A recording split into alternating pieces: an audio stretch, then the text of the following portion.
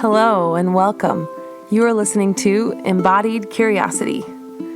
In this show, we will explore self-compassion and holistic health through the lens of embodiment, intuition, nature connection, and neuroscience. I'm your host, Micheala, and I'm so excited for you to join me. Welcome back to Embodied Curiosity. Today's episode is with my dear friend, Marion Bouquet. Originally from France, she now lives in Bellingham, Washington, where she loves to visit her favorite nature spots. Marion has been a professional voiceover artist for the past 8 years and has more recently explored the path of herbalism, and it has become her new and deeper soul calling. In this episode, we discuss the topics she is feeling curious about lately: herbalism, plant spirits, nature connection, and shadow work. Follow her herbalism and nature connection journey on Instagram at mother_cedar. And you can also find her newly launched products on Etsy at www.mothercedarherbal.etsy.com. As a thank you for listening to this episode, use the discount code CURIOSITY to get 10% off anything in her shop.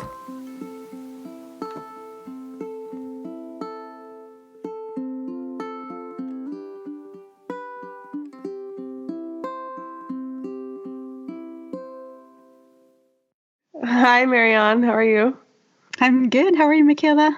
I'm doing pretty good. I actually, it's 9:40 p.m. and this is my best time of day. I swear, I'm like so awake and alert. It's a strange thing. Anyway. Wow, we're so similar on that. Yeah. I get a lot of my best work done late at night. How's your day? My day was pretty good. We had some good sunshine up here in Bellingham and ended up going outside and to my favorite lake and harvested some cedar leaves. So yeah, that was a really, really nice time. And it's funny how dark, how early it gets dark now. At like 4:30, you have to get out of the forest. It's pretty crazy, yeah. But it feels good though. I'm not complaining actually like that. Because then I get back home and I have the whole evening to do things. So yeah. It feels really, really nice. Yeah. Mm-hmm. Well, thanks for joining me on Embodied Curiosity. I just want to start off by just asking you, what are you feeling curious about right now in your life? Wow. Well, lately I would say the main things that keep me curious are herbalism, learning about medicinal plants, especially, and nature connection, by spending a lot of time outside and by myself. And also, it's kind of like on the tail end of curiosity because I've experienced it so much already, but I'm still kind of curious about shadow work in general, and especially in it interacting with people and talking about it, because I actually been asked a few times by different people, like, what was my experience of shadow work and facing the darkness, like we say. So yeah, these I would say are like the three main topics right now in my life that keep me curious. Yeah, this is definitely the season for the darkness and the shadow work. Yeah. And yeah, it's been really amazing watching you go through that journey this year. And I'm sure many years, but just the year that I've known you, it's been really, really inspiring. It's been a year already. Time flies. I know. It's great. Cool. I want to know a little bit about kind of what led you to those. So what I heard you say is herbalism, nature connection, and shadow work, which just as a person on the outside, I want to reflect that I definitely see those things as things that you're curious about and really diving into. If you want to pick one and just give me your kind of what led you to it story, that would be really nice to hear. For all three of them? Okay, I'm going to try to make it short. You can just pick one if you want to. Yeah. So, herbalism, actually, it started probably back in 2011, 2012, when I was living in the French Alps. because I'm French, and I was actually studying tourism, and the specialty I was studying in particular was to create not like products or stays, for people to stay like locally somewhere, and we had to offer like an activity and come up with a project like that to graduate. And I felt inspired to actually work with the herbalist that was there. And I had already some curiosity about plants, especially having moved to the Alps. They're like wildflowers. It's everywhere. Nature is abundant. And I really resonated with the French Alps at the time, like the environment there. So I was kind of like curious about that. And I met this person, and she agreed to help me with my project on that. And she ended up taking me on hikes, and she started like talking about certain plants with me. And so my project was to actually create a package for people to come and stay in what do you call this in English? I have the French word that comes first, but more like staying in, like a Airbnb of some sort. Mm-hmm. And they would go harvest plants with her and then come back and make medicine with it, more specifically skincare stuff. And so that was actually, that was my project idea. And so that's kind of how I started really getting curious about plants. And then it kind of like quickly grew when I moved to the US in 2015, and my partner at the time was actually really into plants. And so as I was discovering Colorado, he would keep telling me about plants on our hikes, and I was just very curious. Always asking, like, "What do you know this one?" And do you know its purpose? And I would, just starting like that. And so I did learn a lot with him. And then it was my own classes and just, starting following people online that were herbalists. And so that's kind of how it started for me. Then but only a decade. I know, but I really, it was kind of like a surface level. But then I really dove in when I moved to Bellingham almost 3 years ago, and then I signed up for this program here with my wonderful teacher. And so I just actually finished my second year program, so now it's over. But it's it was kind of gradual. It was not like plants didn't come to me super early. It was just like, hey, I'm here, and if you ever get curious, we're around. And sometimes I would be like, oh, who are you? And then, not connecting with any plants for months, and then meeting another one. So that was a very gentle and slow process. But moving to the Pacific Northwest was really a wake-up call. And I definitely, felt that soul calling to really dive in. So, and here I am today. What's the teacher in the school that you've been working with? Her name is Leslie Lakos, and she works at Wild Root Botanicals. So she's mainly teaching, she offers a first year and second year program in plant medicine, and she co-teaches with another wonderful man who's a naturopath, and he comes for the classes once a month, and his name is Gary Backman. I hope I'm saying it right.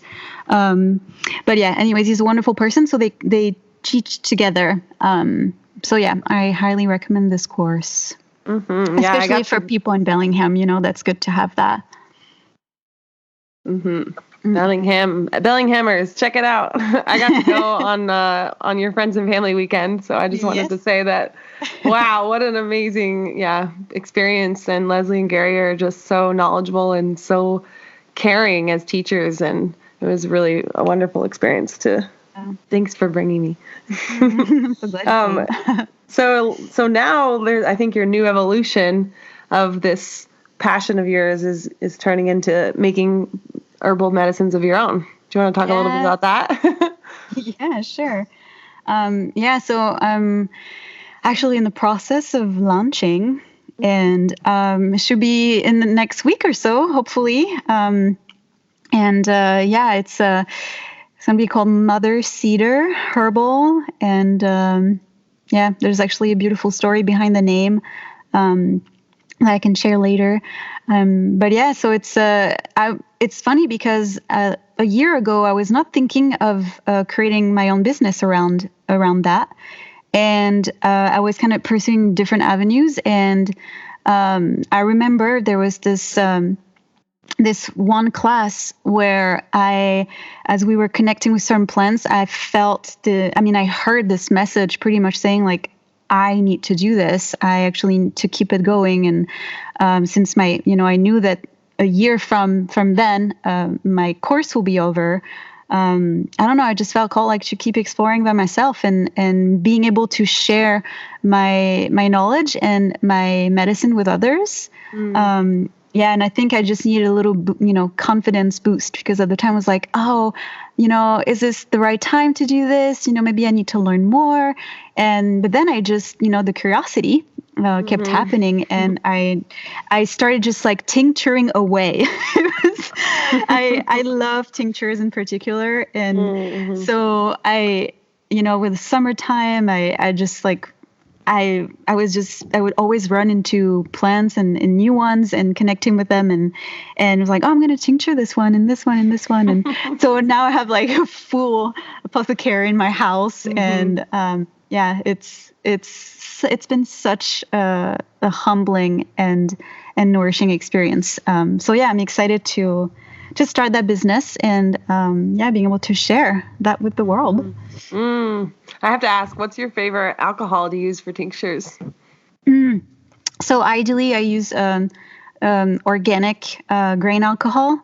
So it's easier to get it, being with having a license. So I was able to buy it with a few of my student friends. A couple years ago, we bought a lot and we just split the cost.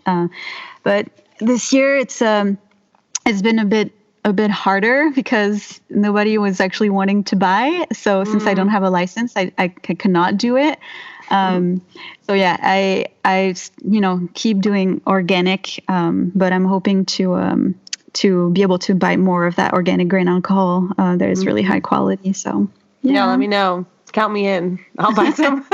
Sounds good. Actually, I have a friend, Nicholas, that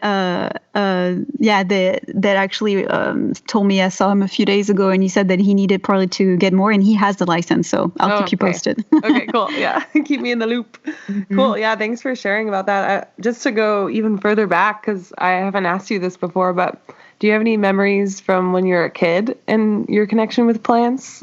Or I don't know, like I think of like little kids having bowls of water and just putting them, and we like to make things when we're kids. So I wonder if you have any memories that stand out from your childhood. I love that question because I was never asked that. I actually don't really have any memories of like plants specifically from when I was a kid. And it's also, growing up, I lived in an apartment and my parents never really spent time in nature or outside in general. So I didn't grow up like having this introduction really. And even at school, I almost never had field trips, but I remember that actually makes me think of something specific, and it's a very vivid memory. When I was 7 or 8, we did have with my class, we had like a summer, a week away, like a field trip in the southern French Alps. And at that time, I had just discovered this amazing movie that actually I kept watching into my teen years, like almost every other week, because, we all have that type of movie that just, we resonate deeply with. And the movie was Nell with Jodie Foster. And it's not a very famous movie, at least in France. I don't know about in the US, but I was fascinated by Nell, this wild woman, I remember. And when I was in the French Alps and when we went on a hike in the national park, and I remember that day I saw 105 marmots. It was insane. Wow. I got also super sunburned because nobody told me to put sunscreen on my legs. I was wearing shorts anyways. But at some point we crossed the river and there were those huge flat rocks. And so it was very easy to cross. And I remember stopping in the middle one, and some of my, my friends from class were ahead of me. And when I was on this rock, I was reminded of that scene in Nell where Nell is on the rock on the lake and she lets herself fall like backward in the lake, and it's a magical scene to me. Or also where she turns, like she looks up at the trees and the wind and she starts turning with the wind, being, like totally connected to nature. Mm-hmm. And I remember when I was on that rock, I felt like I was Nell, and I started turning around with my hands up, looking at the sky. And I was like just feeling so, aligned and happy, 7 years old. And it's funny because I definitely felt connected. And then all the kids laughed at me. Oh. And I remember it was kind of not traumatizing, but you know how it tames us when we have experiences like that. Mm-hmm. And so anyways, but I have this very vivid memory. And I know that, had I been kind of invited more to embody this, and connect more to the natural world, maybe it could have started earlier. But I remember this scene vividly. Mm-hmm. And yeah, that's where I felt it for the first time. So yeah, anyways, but then no more field trips, so I didn't really have the opportunity. Wow, what a story. I haven't seen that movie, so I wrote myself a note that I should check it out. It sounds amazing. It's magical, yeah. Oh, and I can just see you doing that. Yeah, that's a really beautiful story. Thanks. I think that actually, yeah, go ahead. Well, I actually ended up in 2010 when I did a trip through the U.S. I went to North Carolina, and I was visiting a friend there. And I knew that the movie had been shot there by a specific lake, and I did research, and I found the lake, and he took me there. And it was so amazing because we got to, it was kind of rainy. It was in the Blue Mountains, and we or the Cherokee Mountains. I can't remember now. It's been so long, almost 10 years. But we got to like a shore on the lake, and we were trying to figure out where that cabin from the movie was on the lake. And I felt like, we didn't have enough time. We had no idea where we were exactly. So I was about to give up. And then we saw this guy like coming back and pulling his boat out. And I was like, let's ask him. And I was like, hey, I was all excited. I was like, do you happen to know where the movie Nell was shot, where the cabin is? And he was like, oh, I totally know this movie. Well, the cabin's not there anymore, but I can take you to the spot. Oh my gosh, so, on the boat? Yeah, on his boat. So he put it back, and he literally like took us to the spot, and we were on the boat for like 20 minutes. And I remember I was ecstatic. I wanted to cry. And I remember I actually had the Nell soundtrack. I was listening to it on the boat as he was taking me there, and I was listening to the movie soundtrack. Mm-hmm. And I was just in heaven. That's so anyways, so amazing. He took us to the spot, and it looked very different because, the water levels were higher. And anyways, but I was like, oh my God, this is where they shot my favorite movie. That's so amazing. Anyways. Wow. It reminds me of, I don't have a movie like that, but I had this book. I don't know if you had it in France or if you heard of this book, Island of the Blue Dolphins. No. Does that ring a bell? Oh, maybe other people will have heard of it. It was a really small book, but it was one of the first books I remember reading. And anyway, I remember it just was constantly showing up in my mind of like around nature and connection. And it's this woman that gets abandoned on an island, and she just survives on this island, and it explains like how she stays away from the wild dogs and how she builds her house out of whale bones and all this amazing imagery. Mm-hmm. And I found out like way later, like not that long ago, 5 years ago or something, that this was based on a true story. Oh, and I remember that same feeling of like, and the time I found it out, I was down in LA visiting my dad, and the island that it's about is right off the coast of LA. It's this island, like, I don't know if you heard of, like, I'm not going to remember the names. There's like a few little islands outside of LA off the coast. And it's one of those small islands. I think it's like St. Thomas or something. I can't remember the name, but it's like crazy that it was right there. And then I was just like researching about this woman, and it was like a real story of this woman who, I don't remember exactly what happened, but basically she was left there all by herself for 18 years. And the craziest part was that at some point they went back out to find her, and this was in the 1800s, I think. And they found her and she didn't like speak a language anymore or anything. She was just completely wild. And then they brought her back to the mainland and she got sick and died almost right away. No surprise. Isn't that crazy? Wow. Makes me think of Castaway with Tom Hanks. Yeah. It does remind me of a Castaway. But 18 years alone on an island? Yeah. Wow. Phew. Yeah. Pretty crazy. So anyway, those stories really like shake us. That's the other one I told you about, which is Clan of the Cave Bear. That one. One. Oh, So these are all sort of pointing to like the next thing I was going to ask about, which was nature connection. Because when you said you were curious about herbalism, and then you made a point to say nature connection. So I think a lot of people maybe think, those are definitely related, but what more do you want to share about what you're curious about with nature connection? Well, I think it was, for me, how I experienced it was to being alone and being with nature by myself was definitely a way to invite that.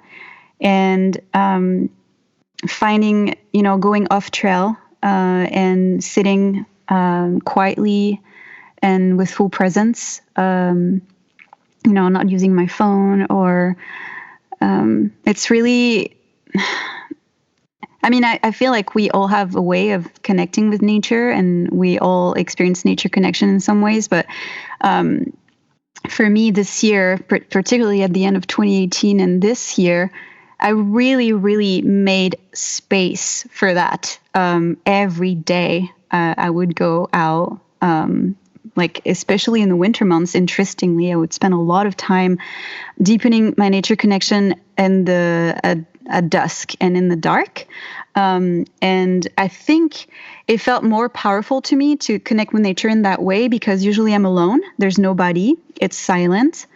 And I get to be really present with everything, and my senses are heightened up because I don't necessarily see that well, but I hear better, and I could feel everything. The trees felt right there, and they had a presence and a soul to them. And I remember that's where I really felt that nature connection. It's like I became a part of the whole there. A part of the forest, and so that's kind of like how I experienced it. And also, paying attention more to the patterns and going to the same place over and over through the seasons and noticing the changes and seeing a specific, tree. The first time I saw that tree was, in the winter, and it was bare. And then I go in the spring and I see the first shoes, like, oh, that's what you are.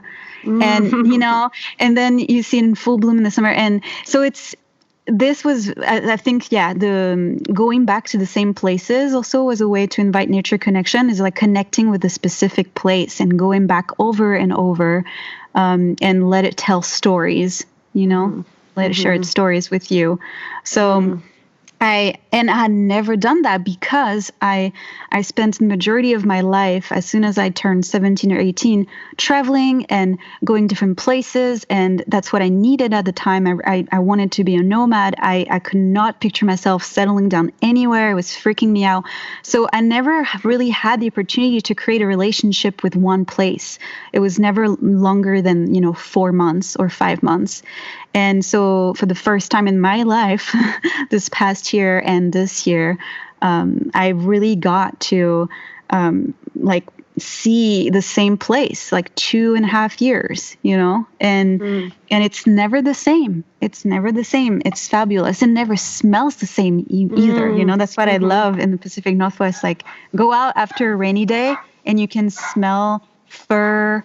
It's so strong, the petrichor word they use, for the smell of the earth after the rain. So true. Do you hear my dogs? Yes, I can hear them. Sorry, I'm listening.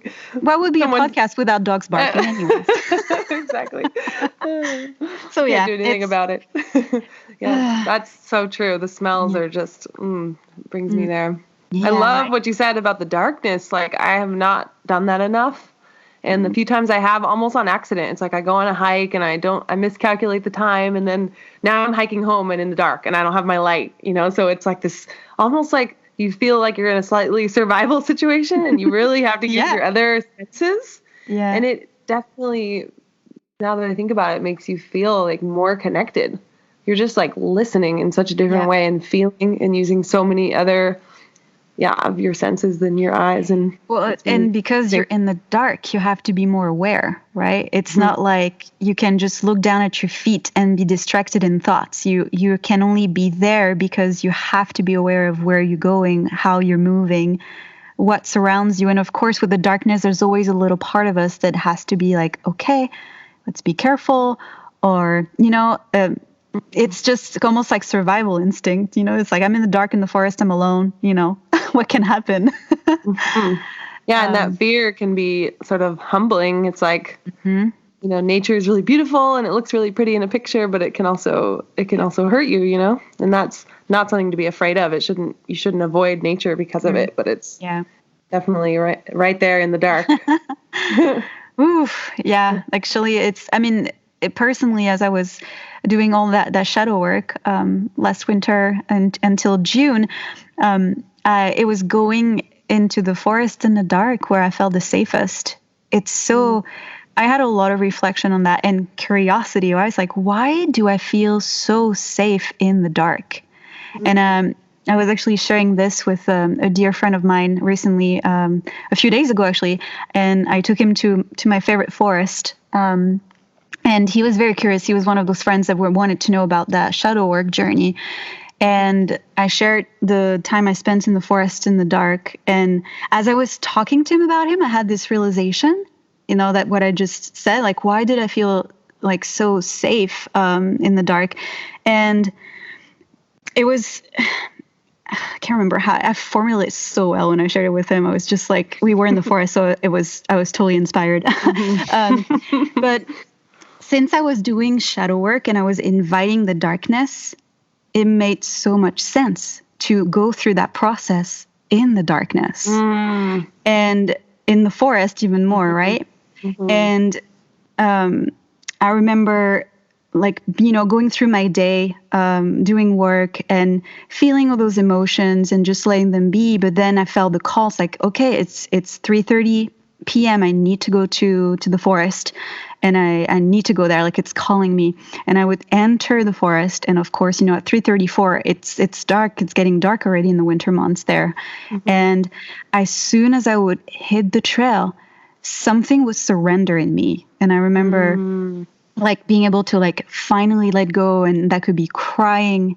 It was mostly crying with no real explanation. But it's just like I needed to be experiencing that and letting it be. And the forest in the dark was that, getaway or that way of me being able to embody my experience and that shadow work. And I remember just looking up at the trees and I could see, their silhouette just against the purple, dark purple blue sky. And just having this sense of familiarity, like I am protected, I am held, and I can be whoever I need to be right now, and I will never be judged, and I can go through my whole process this way, this winter. And I just remember feeling like, oh my God, here I am. Thank God. Thank you for being here. And so, it's all that to say that that's why I felt so safe. And now it's clear, after doing that reflection work as I was going through this intensity of shadow work, and I could only really do it in the dark, and that's where I felt the safest to express that. So wow. It's like a womb, right? Yeah. There's definitely safe places that are dark too. So we obviously sleep every night in our cozy beds, and they're dark. But I haven't had that as very much, so I'm going to think about that. But I have the few times I have it. I know what you mean. It's really nice. Yeah. Would you be willing to share more about the shadow work that you've been working on, or any kind of? I know you're coming out of it, but now that we're back in this season, what's been coming up for you, or what's been your journey? Yeah, it's a big question. Sorry. No. I'm excited. I'm excited because I don't know. Maybe I shared that with you. Yeah, it's funny as we are entering this dark phase of the year again. I've actually been feeling almost excited about it. And I was like, why am I excited? Because, people, I've been sharing like, oh, days are getting darker and shorter and going inward. And some people have been feeling like grief coming up or, like a certain, maybe depression or like going inward. And that energetic shift is happening for a lot of us, obviously. And when you're really in tune with the seasons, I guess like it comes up even more. But again, I've been feeling really curious about like, why am I feeling excited about this time? And I remember actually as the summer came, I felt nostalgia for the winter months. And I was like, why am I nostalgic about those dark, uncomfortable months of my life? And why am I excited for it to come again? And what I think it is that my understanding of it is that since last winter, I really invited this darkness in me to come to the surface and be released. Now this sense of familiarity, like it's like, oh, I know you. Oh, like we say, darkness, my friend. And so it's like I actually feel pretty content and looking forward to seeing what darkness has to teach me again, or what messages are gonna, be revealed. And it's like it feels easier to invite it because I know it now, and I befriended it last year. So there's definitely a certain excitement around that, and it's like almost like, oh, I'm coming back home. It's here. And I think it's because I've never felt so at home that during those winter months, like I told you, with the experience nature connection in the forest. So it's like, yes, I'm going to go back into the forest at dusk, and yes, please. and also the cold, there's also a relationship to cold that I created, and it's very different now. It's it feels more like a friend as well. And because I created this relationship to cold, I'm not scared of cold anymore. So it's like this whole winter thing is yay. And I remember you used to be scared of cold. Yeah. Oh yeah. Like I come from the Mediterranean in France. Yeah, true. So, it's like almost like living in a dry Florida type of place. And so I remember, moving up here, I didn't know how I would do with all the rain and the colder temps. And I ended up like falling in love with that. So I just think that I was meant to be here, and that's more of my happy place. So I see you doing lots of cold plunges too, along those lines. I love that. I've been trying to tell other people and spread the good news, but not a lot of people are into it. It feels so good. But yeah, actually, a lot of the friends around me are curious about it, and they've been asking to go try it out with me, and it's great because I would love to have more friends to experience that with. But yeah, I started getting back into it since it got colder, but I haven't been in 10 days. It's way too long. I just feel like less of the need to do it because I did it so much last year. I did it from December 1st was my first day. So December 1st until May. And I went from December 1st until May once a week. Wow. And if I happen to almost go close to 2 weeks without going, I would go twice that week to make sure that I would balance it out. I was like, I need my once a week. And so, it's been good to get back into it. And I definitely noticed the difference, how my body is so well adjusted now. So I still go through the same mental game where like I'm excited to go as soon as I start walking in the water, I'm like, what am I doing? Why am I doing this? And then it's like, fuck, it's cold. It's so cold. Sorry, But then as soon as I immerse myself like to the neck, I have this like my body, I have this thing that goes, and it's like, oh, but it's not that bad. See, every time it's the same story, every time. And it's definitely, it's, you have to train, that it's a whole like metaphor. Willpower muscle. Yeah, exactly. I always have a really big exhale, and then it's like, okay, I'm here. It's good. Yes. And I think I told you this, but I always I'll go with a group of friends and be like, I'll be the one. I'm gonna watch. Yeah. Even though like I always go, right? But it's like I just say I'm just going to watch and it takes the pressure off. And then once I see one or two people go in, it's like, oh my God, I'm so jealous. I want to go in. And it looks so enjoyable when you watch other people. My body's just like, yes, but it does take a while to like associate the pleasure of it, right? Because we definitely have a lot of like fear of the pain of being cold, and different people have different levels of that. But also the darkness is just like all related. Mm-hmm. Well, that fear of discomfort. Yeah. With cold water, the more you do it, the more like, you have this body memory where you start, building up tolerance, and your body adjusts, and you're quickly reminded of the benefits, and especially coming out of the water is the most magical thing. So it's the first 30 seconds are usually the hardest, but then you have this, like what I call that fake heat that I feel in my body. And I know after I feel this heat, I can just stay in there. I love that.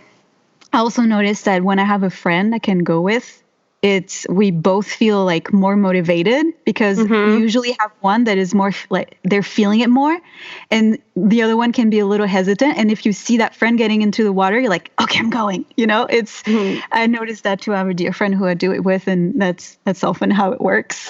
Yeah, whoever's more motivated that day. Yeah, just the joy of the shared experience. Like you can most of the time you're into your own experience, so you can close your eyes or just like be with your breathing. But sometimes, like with that friend, like we make eye contact and we kind of breathe together, and we're like, without talking, we know we're telling each other, we can do this, and this is actually magical. Let's do this. Wow. Let's stay here. So I've been really, really liking that. It's been also very healing. And one of the great benefits that I'm actually seeing now as it got colder is that I used to have cold hands and cold feet, like almost all the time. And it almost has never happened since I've been doing cold water. So even the other day, I was barefoot in the forest, and I was barefoot for 15, 20 minutes. And I kind of touched my feet, and they were still super warm. So I really like seeing the benefits in that way, and how I can, thanks to that practice, I can actually enjoy being barefoot even through the winter. How cool is that? Yeah, it's like you're training your body to warm itself up like it's supposed to. Yeah. Yeah, my practice has been ending every shower with cold, or even just doing a cold shower. And I notice like when I don't do that, I just feel not all the way awake. And it's taken the edge off too of just when I actually do the outdoor cold water. Yeah. It makes it a little easier because I've been doing cold showers. Yeah. I mean, immersing yourself in cold water is a little harder than a cold shower, in my opinion. But well, see, I think the opposite. Yeah. And I love that you said that, because everybody is different, and I cannot do the cold showers. Every time I try, I can't stay more than like a minute. It's just too hard. And I think what I tell people about is that for me, the fact if I can have cold water and nature connection together, it makes it easier. And I usually do it in the lake. And so it's like, it's calm. So I can just immerse myself and be in stillness. But with the shower, I feel like this thing is just like going at me like, and violent. Yeah. And I'm like in between, like three walls and the glass door. And it's like, how am I able to really enjoy this? Wow. What's the gift behind it? Yeah. Yeah. You're not like looking at a beautiful sunset or anything. Right? That moment at the Nature Connection retreat we went to, where we all went in. Oh my gosh. So speaking of just shared experience, it's really nice to do it with people. Get a group together. Oh, and I love that everybody went in, even people that had never done it. And I thought it was really amazing, this like collective experience. And for me specifically, when I got out, like you guys were all out, and when I got out and turned around, we were all naked, and I saw you facing me in this line, and I got overwhelmed with love. It was just the most beautiful things, like seeing like those 14 naked bodies facing the water as it was coming out, and that was just the most beautiful thing. It was 7:30 a.m. It was, oh my God. Wow. Yes. Yeah, it's magic. such a good thing to do with other people. Yeah.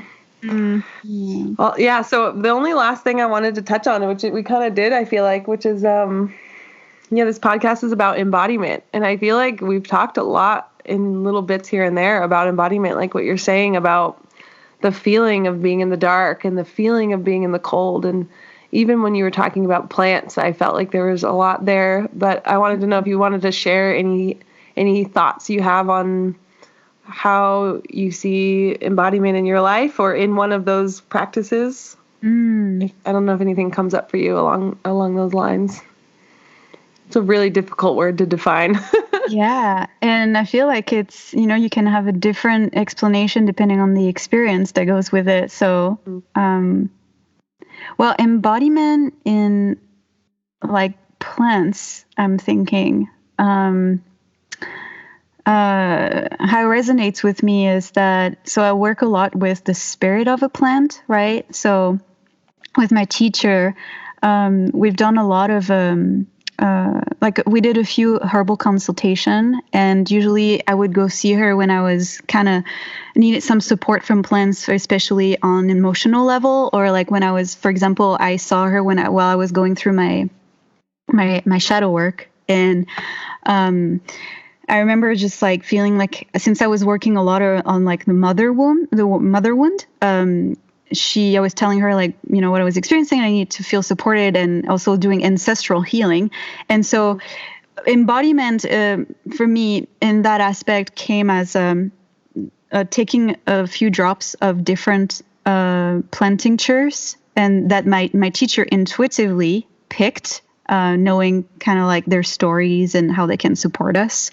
And she would never tell me what it was. And she would just let me take the drop and feel through my body, like letting the spirit of the plant travel through my body and letting me feel what I needed to feel. And I have actually a beautiful story of an embodiment in that way, if we have enough time to share. Yeah, go for it. Yeah. Yeah. So back at the end of December, when I saw her for that purpose, for the shadow work and this ancestral healing, she actually gave me a drop of black cohosh, and I didn't know it was black cohosh, but so I had done like 2 or 3 drops before that, and I felt through them. I told her like what came up, and usually it was in a resonance with what she knew about the plant. So that's why it's pretty magical. Like we're really capable of embodying the spirit of the plant and let it speak to us. And when she put the drop of black cohosh on my hand, I remember staring at it, and I took a deep breath, and I felt like I knew something was going to happen. And it's almost like the plant was already doing its work, And I remember taking the drop, and I closed my eyes, and I felt, it's amazing. I have goosebumps, just spirit bumps, just like thinking about it. And I actually had no words that came up. It was all in my body. And so I felt the drop traveling, and the energy went all the way down into my womb. And I remember feeling this heat down there. But then the thing is, it turned kind of emotional and uncomfortable. And I felt my womb being linked to my heart. I felt this energetic between my heart and my womb. But what I felt is that my heart starting beating faster, and I felt like something was being ripped apart. And I remember feeling the sensation of loss and separation and like deep, deep grief. And I started kind of convulsing and, kind of almost panicking, but I started sobbing. And I was just like, I closed my eyes. I sobbed for 5 long minutes. And after like 2 minutes in, Leslie was just like, I know she was next to me. I was not looking at her. I was really in my own experience of embodiment, embodying that plant. And I actually told her, I remember it's like, I lost a child before, not in this life, but I actually experienced like death at childbirth. And I really felt like my heart was aching, my womb was hurting, and that especially that sense of loss and separation, like this energetic, like kind of leaving my body. And that was incredible because I had no vision, just the feeling in my body. And when I finally opened my eyes and calmed down and looked at her, she was crying as well. And she was just and then she told me, she was like, this is black cohosh, and she said, this is amazing because black cohosh is a woman's plant, and actually it is usually given to women to start contractions. I've heard that. Yeah. And to, like to help with delivery. And so I was just amazed at what this plant message was to me. And it's pretty incredible, right? Because I had the intention to find support for ancestral healing, and I was working around past lives, and I was really deep in this shadow work, and I actually already had a session with a healer where she had told me that I died in childbirth before, and it was very traumatic. So. And it all made sense afterwards because I've always had this deep love for children, especially babies, and I wasn't sure, why. So anyways, I don't want to get off tangent here, but just saying that for me, embodiment with plants that's how it is. Usually it's when I take a plant and I let it speak to me through my body. And that was pretty amazing experience. So Black Cohosh, I love you if you're hearing me. Did you start taking it after that? Yeah, so it ended up being part of my blend that we made called Ancestral Healing Tincture. So I have a few different plants. I have 5 or 6 different plants in there. So yeah, it's magical. Whew. Yeah. I feel like I need some of that. We're grateful for plant friends. Yeah. That's a great embodiment story because it's like, it's not your mind, it's like I think of embodiment and what isn't embodiment, and really anything is embodiment, but sometimes we get those kind of messages as maybe words or thoughts, but that was like a pure just body message, like sensation, and then just a knowing, the knowing that you had lost a child just from the feeling of it. Yeah. Oh yeah. It wasn't like a voice that told you that. It was a feeling. Yeah. That's really amazing example of embodiment. What about you? What about me? Yeah. I'm still trying to figure that out too. But yeah, I think embodiment for me, definitely similar with plants. A lot of my work with flower essences have been almost like this unexplainable sensations that I can't explain any other way. Like, I don't know why all of a sudden I feel this way. And so embodying emotions and different mental states. Gosh, yeah, that's a big question. That's part of why I'm starting this podcast, is to see if I can find the answer to it. I think for me, I don't see myself as a particularly embodied person, but it's like been a huge part of my healing journey to try and be more embodied, because I think, gosh, and I've just been having even more downloads on this recently around just like a childhood surgery and different things that have happened to me in my life. And I think I've lived a lot of my life very unembodied, and I guess you would call dissociated. And so that looks like, for me, it looks and feels like being very in my head, just intellectualizing, thinking about things in a very rational way. And that's probably, what people say that's what, leads you to math and science. And that's what I'm kind of doing.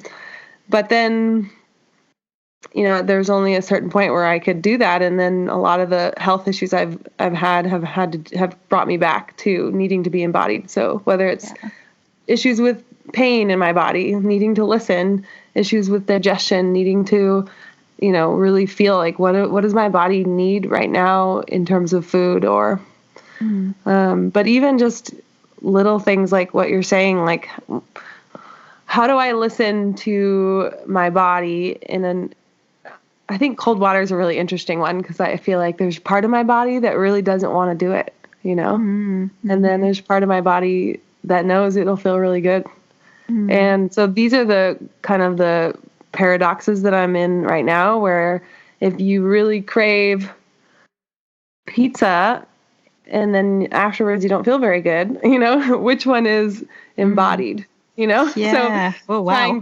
so these are like the questions the unanswered questions that I'm working around embodiment, and even just with plants, like always having that slightly critical voice come in and be like, well, maybe this is like some preconceived thing that I have about this plant, so trying to really like feel for like what is real. And but yeah, on the emotional realm, it's been the most helpful thing, just going back to cold water. But any emotion that doesn't feel good is related to that, in that if you just bring it back to your body, then those emotions like are able to be felt, and then they just move through you. So like I'm doing this grief workshop, and that's a big thing, is like I find myself getting into these, I call them eddies, where I just feel like I'm going in circles around a thought, and the thought is just making me more and more miserable in whatever way. And then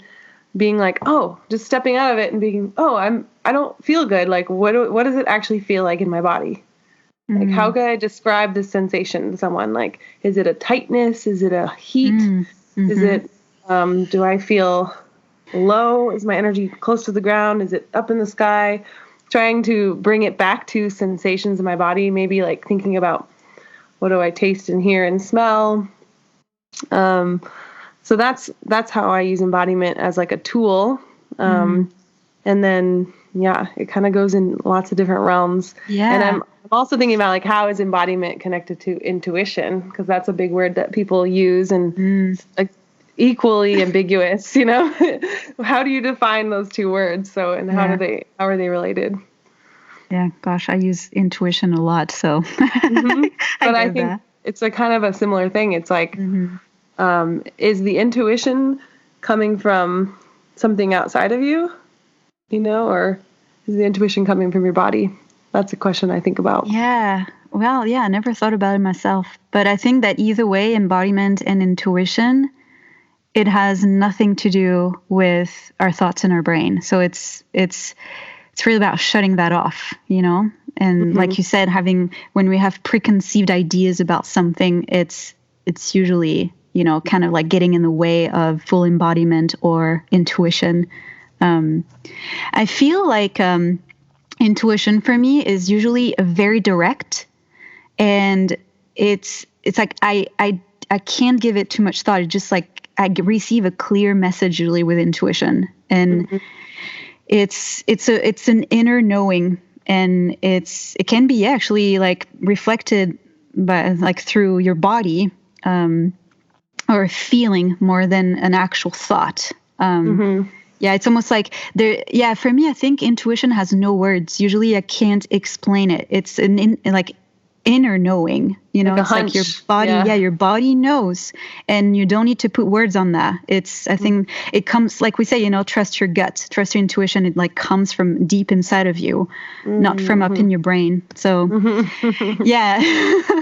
I've been trying to make peace with my brain, because yes, I feel that way, but one of the things I've been trying to do is like, my brain's just trying to be helpful, and I'm really grateful that it's always trying to look for patterns, and always trying to assume that something that maybe happened in the past is going to happen again. It's trying to protect me, and so trying to get it on board with this new goal of mine, which is to be open and to be looking for more subtle things and looking for intuitive things.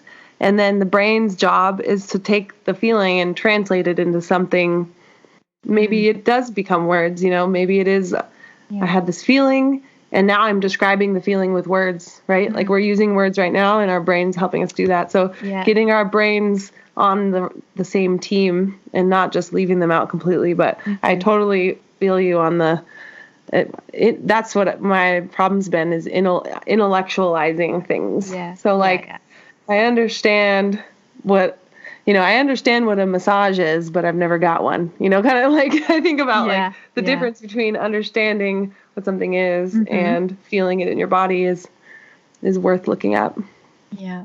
It's an interesting topic. Wow. Cool. I think we covered a lot. I would love to have you on again. I feel like we could go deeper with so many things. And I'm so grateful you shared so vulnerably about all the work you've been doing. And I just have so many more personal questions for you. And it's amazing how many similarities and things that line up in our lives. So I'm grateful to have you in my life.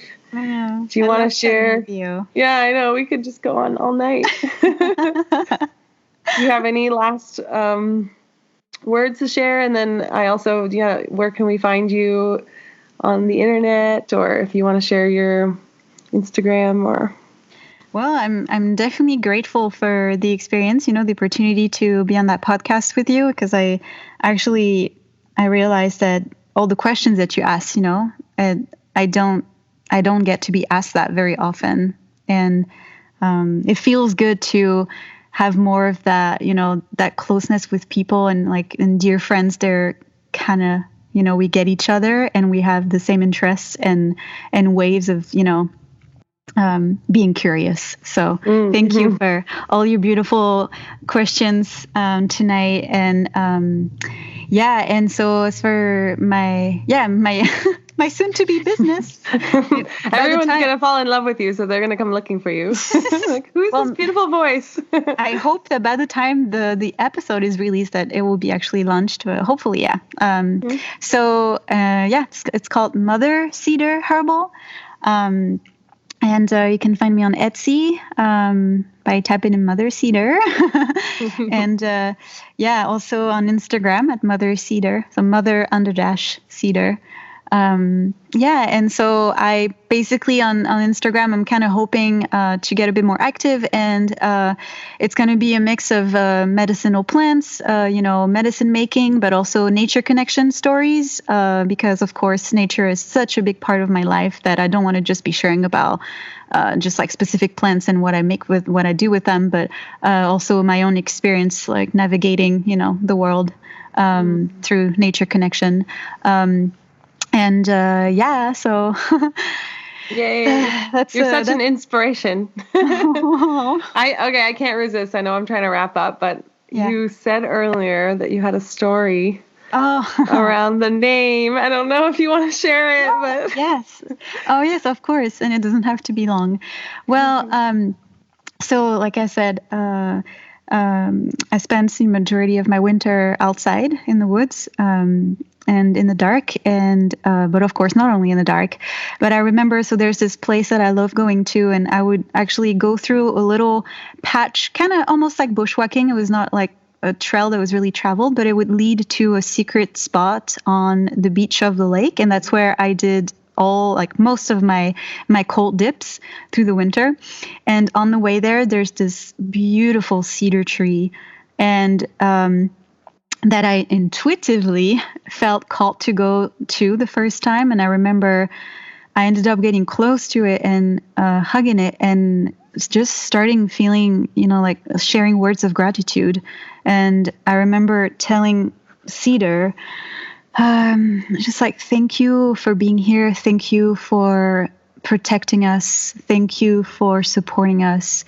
Thank you for being here always. And inviting us to be here. And so I remember just feeling such deep gratitude. And as I was sharing that, I started crying. And I almost felt like that cedar was wrapping its arms around me. And it was a very powerful moment, because for the first time, it was probably, I think, in February. So for the first time through that shadow work, since I was, like I said, working a lot about motherhood, I lost my mother years ago. And so she's been a huge part of my healing. And for the first time with that tree, I was able to feel the maternal love again. Like I felt like this tree became my mother, and I was able to fully surrender in her arms and being held and letting everything come out. And feeling this unconditional love, and that I had not felt in such a long time.